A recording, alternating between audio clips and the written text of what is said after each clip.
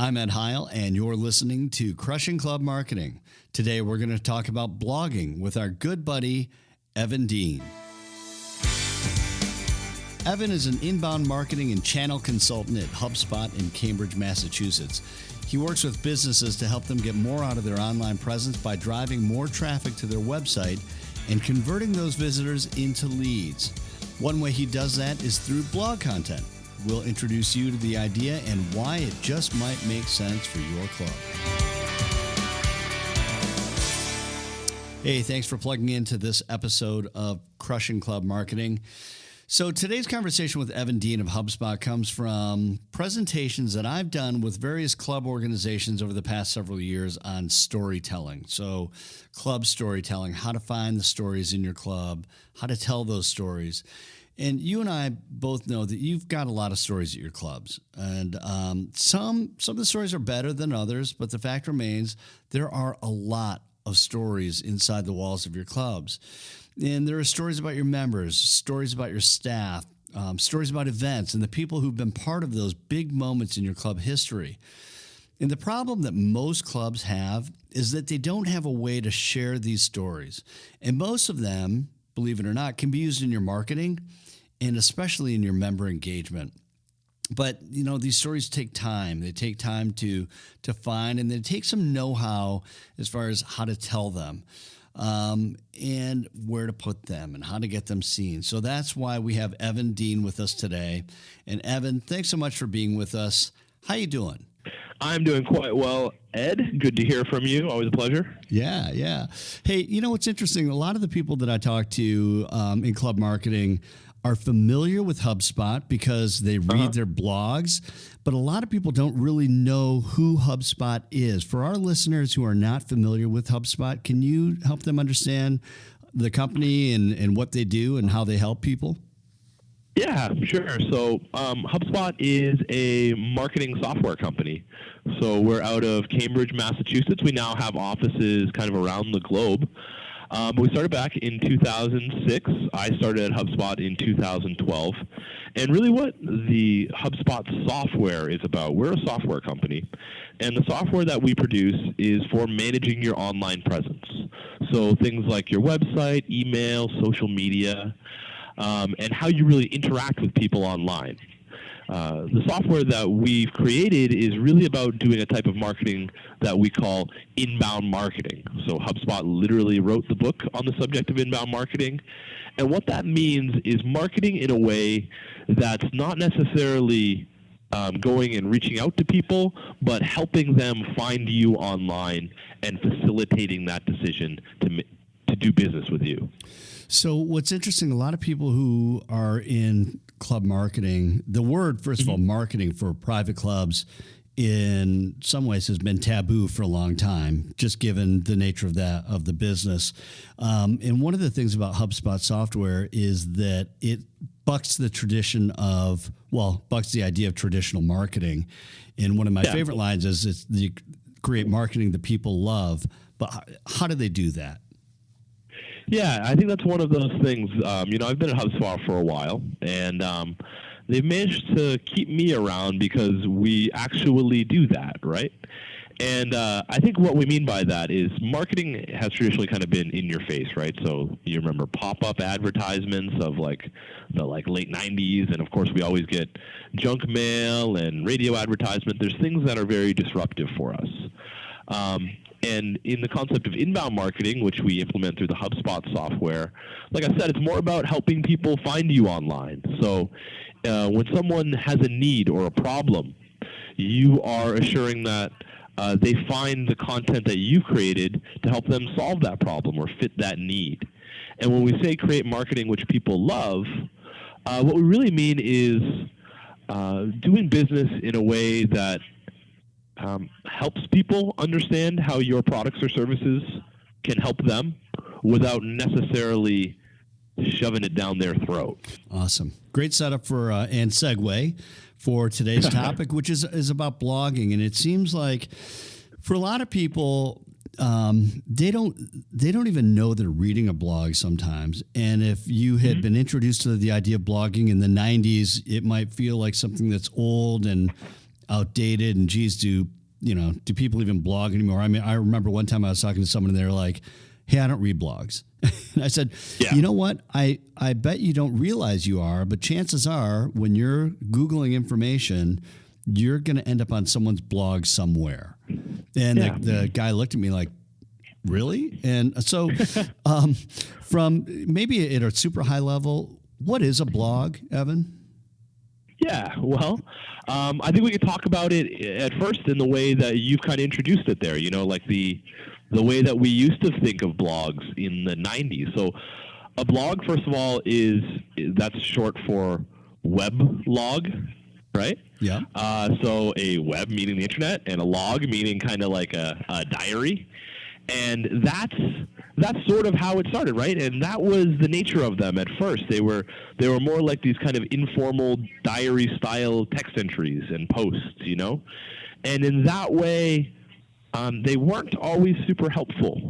Mm-hmm. But now, when we think about a blog nowadays, it's much more integrated into a website, and the focus has absolutely shifted from let me tell you a personal story about myself, which there are certainly blogs out there like that, but a lot of that kind of content has been taken over by social media. That might be more appropriate for a Facebook update. Sure. Whereas a blog is kind of often your way to translate helpful information for people as part of your website. Got it. So for people who, is that maybe one of the biggest misunderstandings? I mean, is that, I don't know, what is the biggest misunderstanding? Do you think? I think that might be it. Yeah. Yeah. I think it's like, oh, I'm reading a blog. I'm going to go read someone's journal entry, right?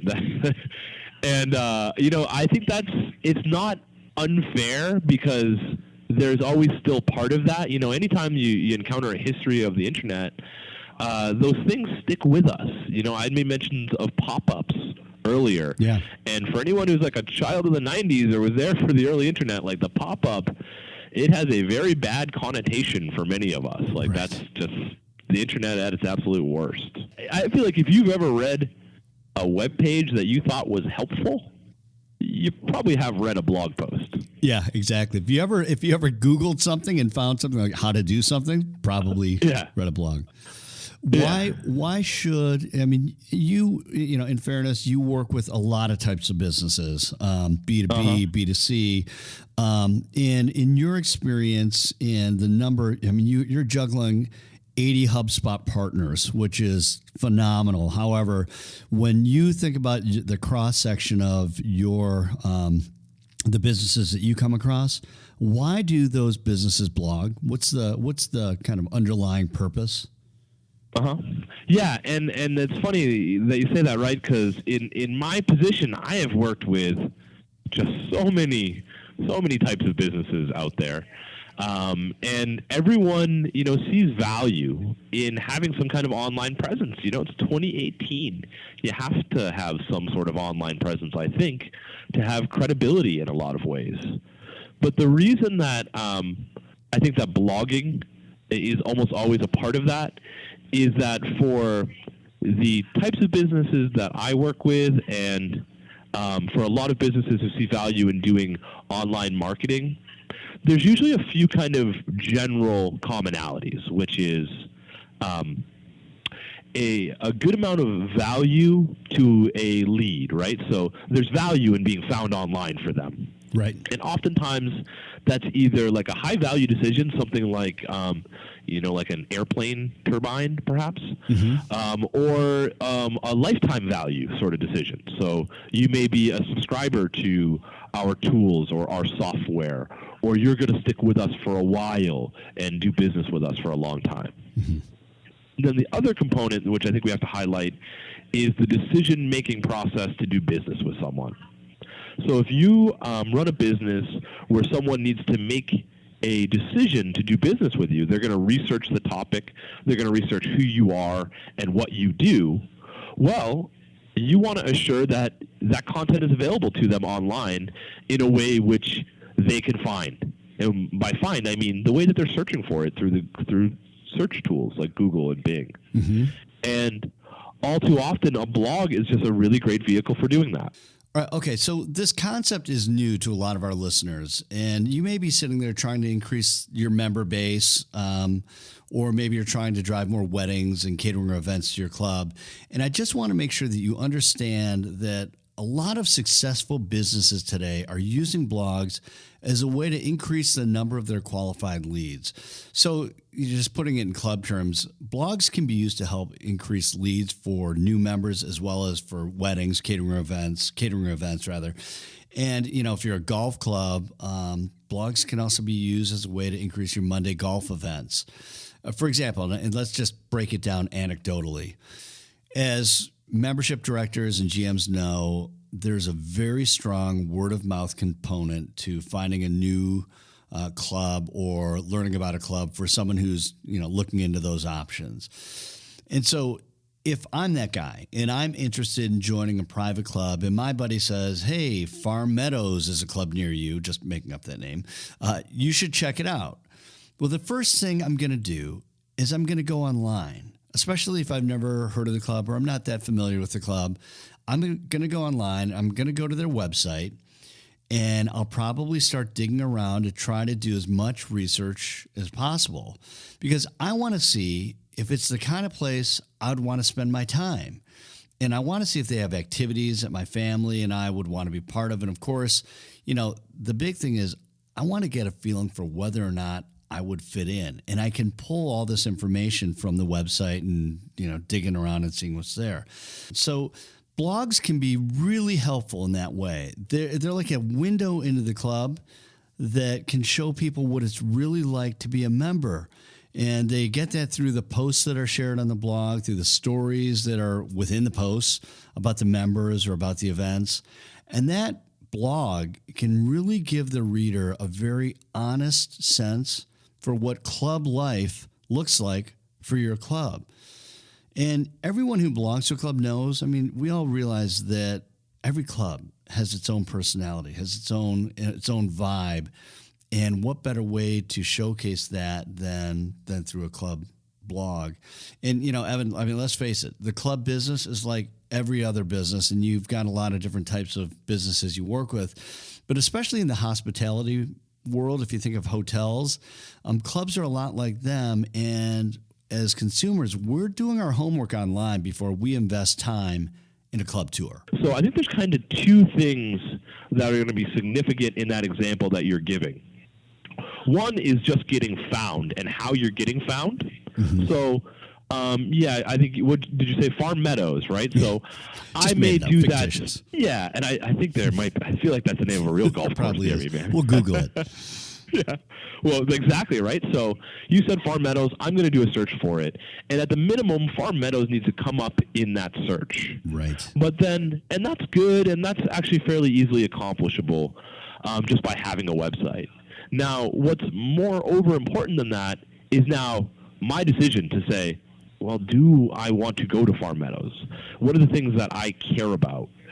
So I might do that in two different ways. I might either go around their website and look for the different pages which answer my questions, or I might do a more complex search, mm-hmm. right? I might do Farm Meadows family events.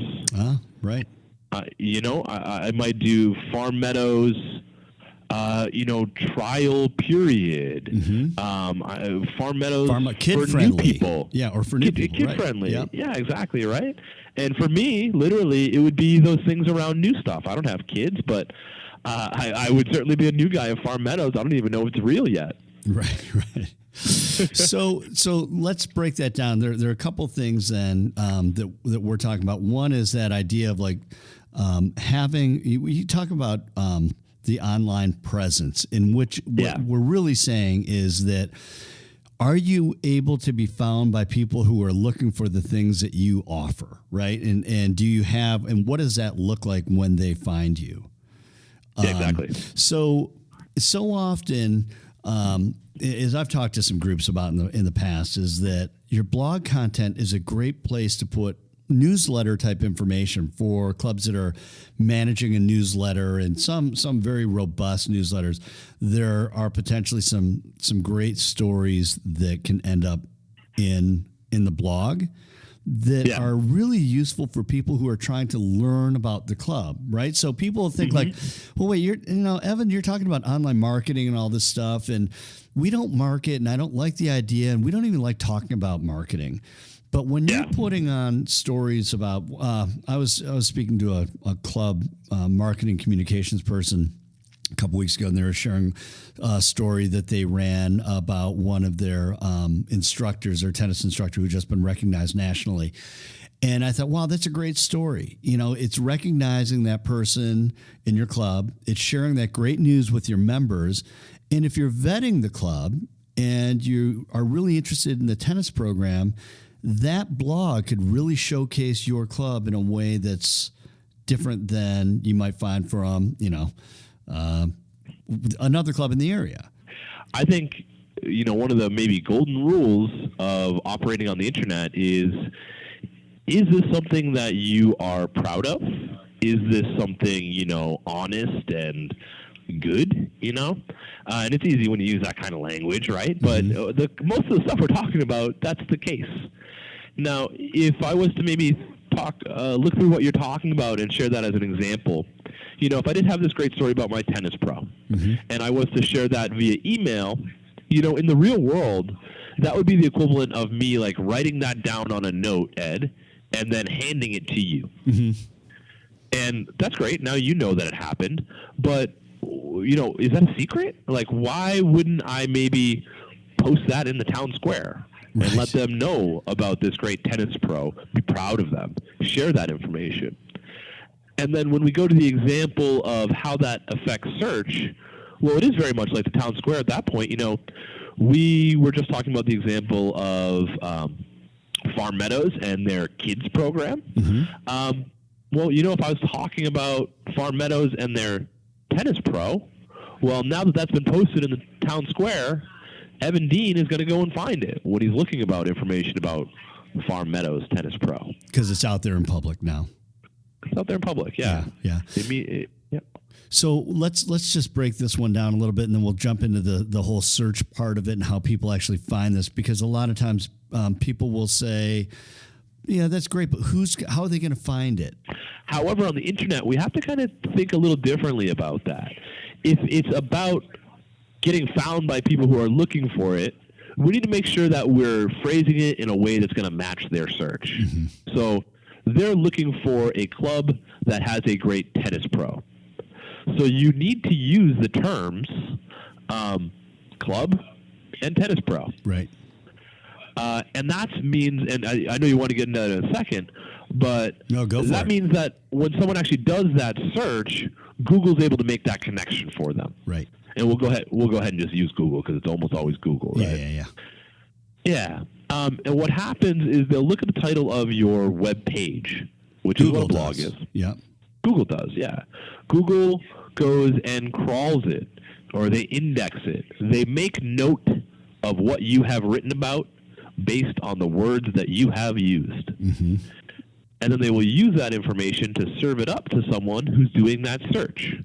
So if Evan Dean is searching for tennis club pros or local tennis club pros or Farm Meadow tennis club pro, and Ed Hale has written an article about Farm Meadows tennis club pro, Google knows to connect us up there.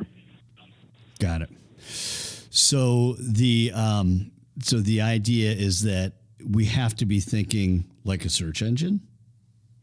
No, I feel like that doesn't have enough heart in it, right? Yeah, right. What you should be thinking about is thinking like the person doing the search. Right. So I want to find you, Ed. That article you wrote it for me, and I'm actually out there looking for it. But if you gave it some cutesy name that Evan Dean, the guy who doesn't understand tennis all so well, wouldn't be searching for, and even if he did understand tennis, he wouldn't be searching for it because your name was a little too, I don't know, creative.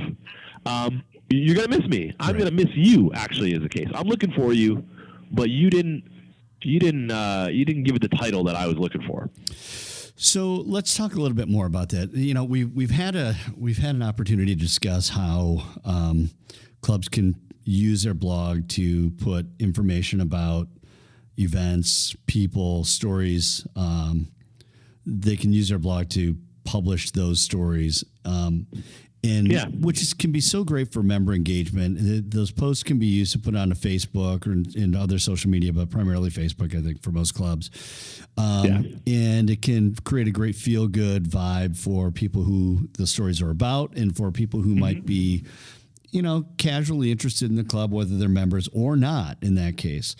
And now there's this whole other component that we're starting to talk about now, which is the benefit of being found for certain things online. So this whole idea of saying, sometimes you'll hear not just clubs, you'll hear businesses that will say, hey, when I go and do a search for best private golf club in the area, I don't come up. How come? Or the other one that we'll hear sometimes is, hey, we want to be known as a great destination for weddings because we have a beautiful facility and we know we can drive more revenue for weddings, or maybe it's sports banquets or things like that.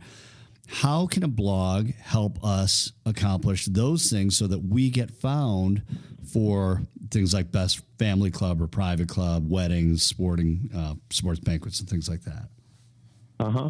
Yeah. Well, there's kind of two different things you can do there. First of all, if it is something specific, like wedding venue, that's something that you might be able to just get directly found for by talking about it, And I think in that example, like that's a high-value search term. You'd probably want to be a little more specific, right? People, and let me just think about all my friends, they're looking for a rustic wedding venue right now. Okay. They're also kind of doing research on the subject that's going to get them found for that idea of a rustic wedding venue.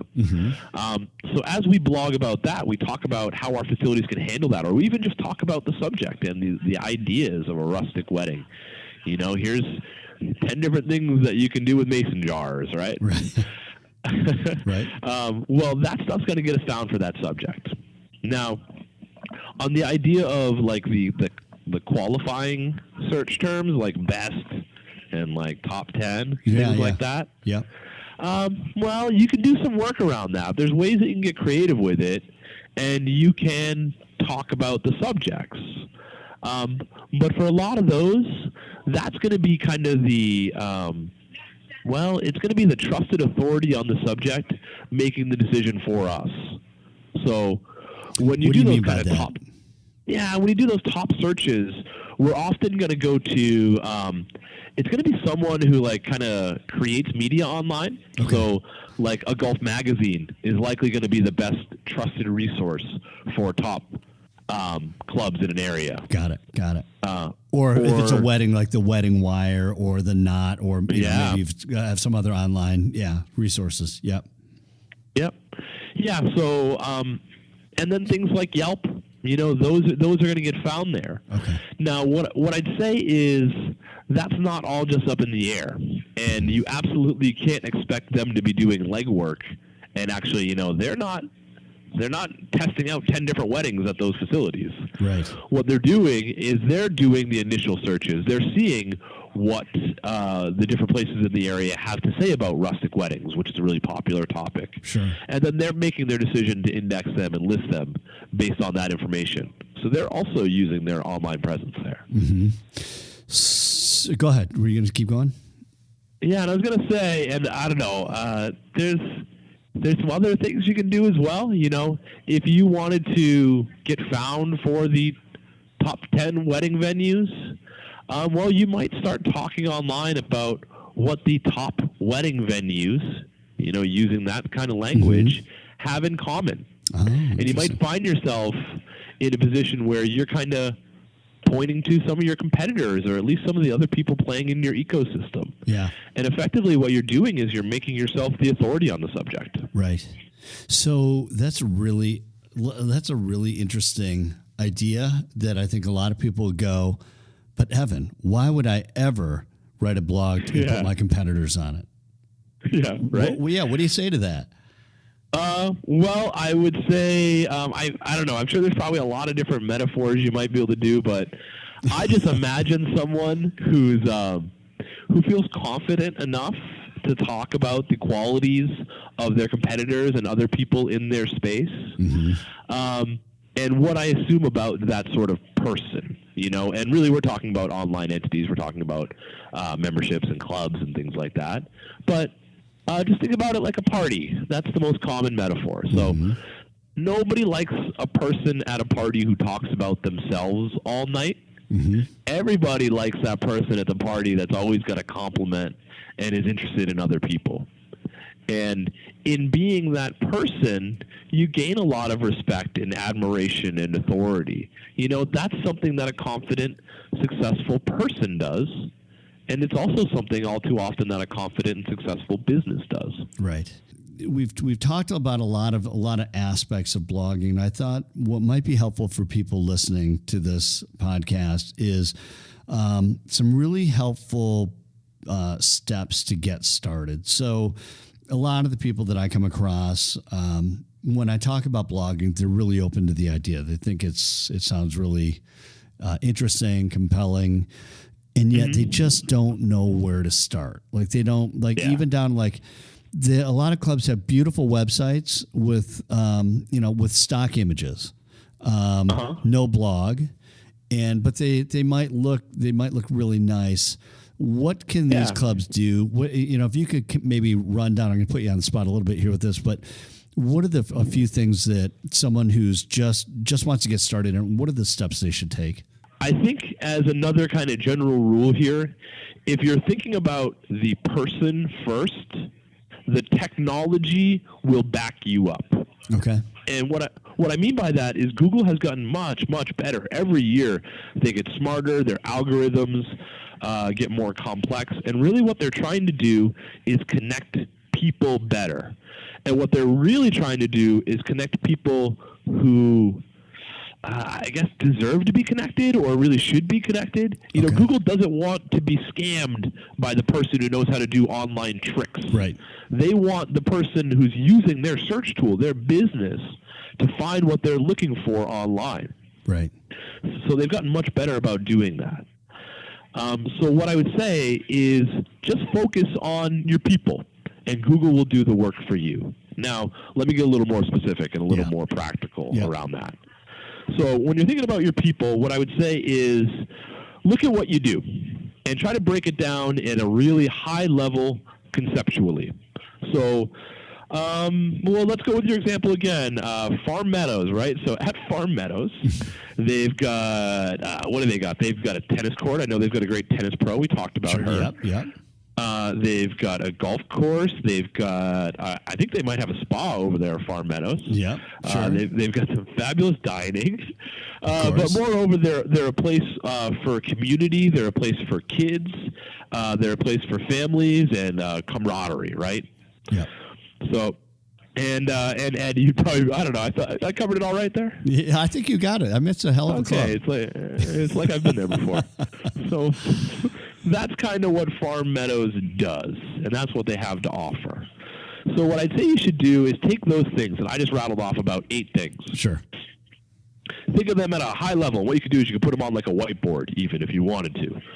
And then what you should do is drill into each of those kind of concepts a little more specifically, thinking about how people might actually be finding that if they weren't necessarily looking for you. So let's go with a tennis pro, right? Yeah.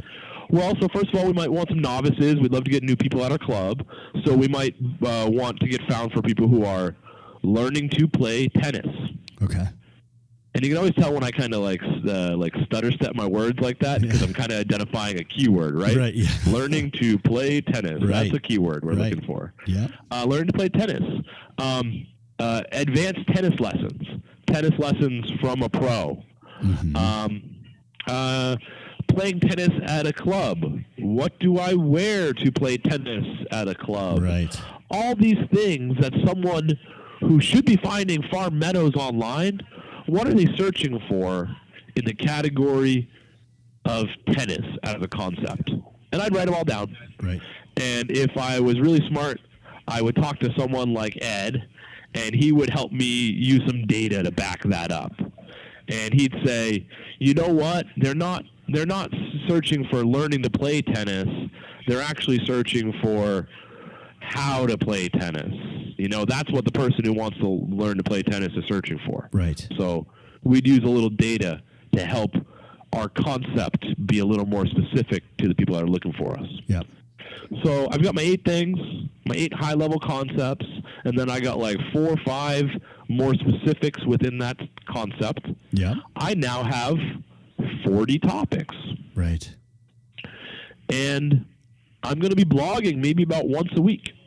Well, I've got my blog titles for almost the whole year. And I don't have a blog title, but I've got the most important part of a blog title, which is what someone is searching for. So in that subject of how to play tennis, you know what might be an interesting blog title, and I know I kind of poked a little fun at it earlier, but it might be something like falling in love with how to play tennis. Sure, right. Right, Yep, right. Yep. So what I'm hearing you say though then is if you're just starting out, really try to think about the areas of your club that that you want to either be known for or be found for.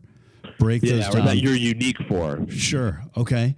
And then figure out a lot. It sounds like you've got a lot of things that are maybe like we would call them awareness, but consideration type topics. Is that usually the easiest place to start? Is like learn how to play tennis and things like that, as opposed to comparing the top 3 tennis clubs in the area? I think what you want to do is, so again, when you're thinking about those kind of qualifying search terms, it can be a little tough, like the top tennis clubs in the area. Right. But you should absolutely take that person into account. So if I am someone who really knows what I'm looking for, right? I play tennis now. Let's absolutely take that person. Now, very serious. Drop that voice a couple octaves. I'm a tennis player. Now, I'm doing a different kind of search. Right. I really care about some very specific things. I've been at it for a while. So when I am actually comparing the top tennis clubs in the area, I know what I'm looking for. Got it. I want a well-groomed clay court. Mm-hmm. I want... I really don't know, Ed. You're going to help me. I don't know what a serious tennis player would be looking for. But I'll tell you what, someone who manages a club does. Right? They know. They literally know this guy is a very serious tennis player. So let's make sure that person is absolutely accounted for. And let's make sure that the things that they are researching because they're going to, because it's an important decision for them, that they find those on our website as well. Right. So the other thing now I'm hearing you identify is the importance of really knowing who you're trying to speak to, and having those personas really locked in. Yeah. In many ways, is that maybe the one of the biggest things before you even dive into starting a blog, really understanding who you're writing it for? Oh, absolutely. Yep. Yeah. And I think there's actually something really important, and we call this concept persona creation and identification in the world of inbound marketing. Sure. But what I'd say is you should draw those lines fairly early on and at a high level. So who is who's the serious tennis player, and who's the young person who's thinking about getting into tennis as a hobby, Right. And let's make sure that each of them are understood in different ways, and that we write in a way which is getting found by them, but that is also kind of what they want to consume, what they want to understand about the process. What are there maybe a couple of tricks you can, or suggestions that you have for people to keep in mind when they're starting out? Because blogs are notorious for being one of those things. It's like, oh my gosh, we got to go start a blog, and they're great for like 3 weeks or so, and then all of a sudden, or maybe it's 3 months, but then it's like, man, we don't have the time for this. How can clubs stay on track with that and really commit? I mean, do you have any tips or any secrets or things you've learned that are really effective for that? I've really got a ton of them, and I'll tell you what, I am going to have to get going soon, but let's stick around here for a minute because I got a couple things. Okay. You have struck a chord, sir. Okay. I'll tell you what. So let's think about the person actually writing this stuff, and let's be nice to them. Okay. So first of all, let's not ask them to write about the same subject a bunch of times in the row. Yes, over the course of our year, we're going to write about tennis about 5-6 times. But we won't ask them to do all of those all at once. we're going to space them out. Okay. So every 8 weeks, we'll circle back to tennis. Give them a little break, have them write about different things. That also means that we're writing an interesting blog about lots of different subjects for our readers. Right. I would also say that there is some really interesting ways to get content created via the process that we're kind of doing here, an interview. If you're kind of trying to get that person who's the expert, like you really want your tennis pro to create something for you, but they're just never going to sit down at their computer and type out 600 words for you, get them on the phone, schedule that time, and do an interview with them. Then you, being the kind of content curator, can type that all out. You can present it in interview style, or you can just reference what they had to say, take all the little good bits, and incorporate that into your blog content, into your website content. Absolutely. And then one of my favorite things to do is I like to write content that's kind of about someone. So, yes, I could write about learning to play tennis. And that's a great subject, right? There's definitely people doing searches for that. That's the example that we keep coming back to. But what would be more interesting would be if I wrote a story about, first time on the court, Evan Dean learning to play tennis. Right. So I'm talking about what it's like to learn to play tennis. And really I'm talking about what it's like to learn to play tennis at Farm Meadows. But I'm making it easy on myself because my story has a hero. I can talk about the subject, but then I can add in little anecdotes about what happened with Evan. He really had no idea what he was doing, and he walked onto the wrong side of the court and had the wrong color shoes on. But we set him straight there, and by the end of the day, he was feeling confident and doing good. Right. Stories are always great when they're about someone. And that's interesting writing, and it gives you a lot of content to kind of get going on. Yeah, and that's a terrific suggestion, because what people tend to do is then internalize that and try to imagine how they would do and what the experience might be like for them as well. And that's a great tip in general for people who are writing. So often we get into that trap of writing about the event or the thing rather than the people who are experiencing it, and that's absolutely a great suggestion. Hey, man. I'll tell you what, too. Yeah, go ahead. Sorry. I was going to let you off the hook. I got a little time, Ed. the last nice thing about writing about someone is if I write a story about Evan Dean playing tennis, Evan Dean is then going to share that on his social media. He's going to tell his friends. He's going to point a lot of online value to that blog that we wrote. Right. And that right there is a real great experience for us, and it's incredibly valuable. It's another reason that writing about someone is really valuable to us. For sure. Yeah, I mean, it's like free PR. You get that out, and then other people are sharing the story for you. So that's awesome. I think that if you're game, there'll be more discussions around this stuff, because what seems to be in some cases a very simple, straightforward process, and I think it is. I mean, getting a blog set up and getting it launched, a lot goes into it. But there's so many things for people to keep in mind and best practices. Would you be up for a follow-up at some point? Oh, heck yeah. Always happy to talk to you, Ed. Oh, awesome, man. Hey, Evan Dean, thanks so much for spending some time with us today. Thank you, sir. Always a pleasure. I'll talk to you again soon. All right, buddy. Thanks. Talk to you. And for you, thanks for listening. Hey, next week, we're going to get into email marketing and talk about ways to drive member engagement through your email. We're going to talk to Mike Donnelly of Seventh Sense, which is a software company that helps organizations by sending emails at the times the recipient is most likely to open it. So if you want to get the most out of your emails, you're going to want to check this out. But until then, keep on crushing your club marketing.